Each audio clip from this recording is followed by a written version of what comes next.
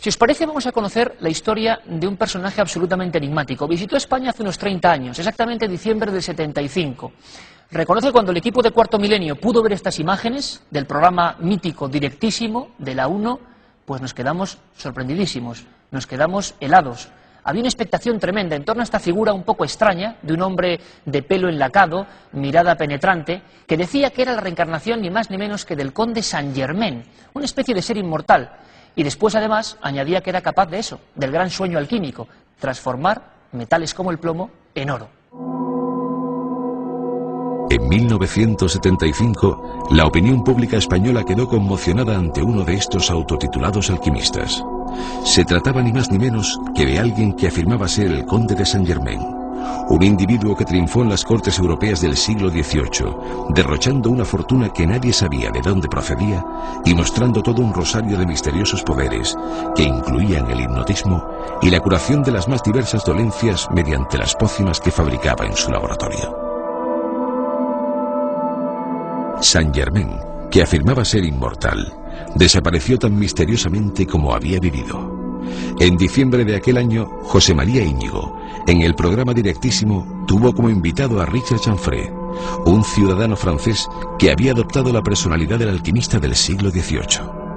Lo realmente impresionante fue que el misterioso personaje facilitó los medios para que el propio presentador realizara en directo una transmutación ante los ojos de científicos y joyeros que solo pudieron mostrar su asombro y certificar su incapacidad para detectar fraude alguno.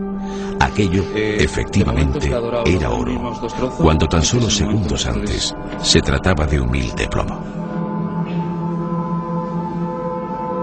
Años después, Chanfray, arruinado tras haber gastado una fortuna, se suicidaría llevándose a la tumba el último gran secreto de la alquimia. Se cuenta que días antes de su muerte, confesó a un amigo que en sus actos de alquimia no había truco.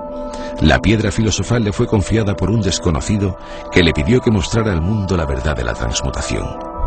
La identidad de este personaje, o de la sustancia con la que durante años llevó a cabo sus actuaciones, son un misterio que el falso Saint-Germain se llevó consigo a la tumba. Doctor Fernando Braya, ¿cuál es el resumen de los diversos pruebas que aparece oro?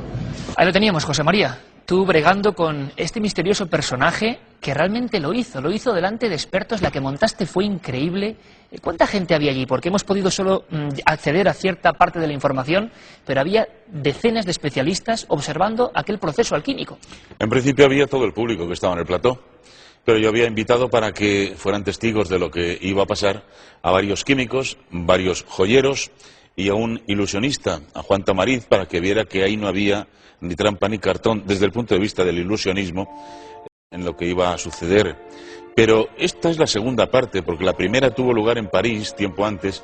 Yo había leído la historia de este hombre, me pareció interesante como para traerlo a Televisión Española, y con uno de los colaboradores del programa, Jesús Torbado, el famoso escritor y periodista, nos fuimos a París a conocerle, cenamos con él en su casa, en la casa del conde de Saint-Germain. Nos enteramos allí, cuando él nos recibió y abrió la puerta, que estaba casado con la famosa cantante Dalida. Y cenamos con ellos, y después de cenar pasamos a la cocina e hicimos pues prácticamente lo mismo. Previamente él ya me había avisado que yo trajera a la casa, a la cena, un poco de plomo, un pedazo de plomo, que comprara yo mismo y que firmara en ese trozo de plomo. Pasamos allí, me pidió él, yo hice todo, él no hizo nada. Me pidió que lo pusiera en un crisol, calentamos en la cocina el crisol y poco a poco aquello iba cambiando.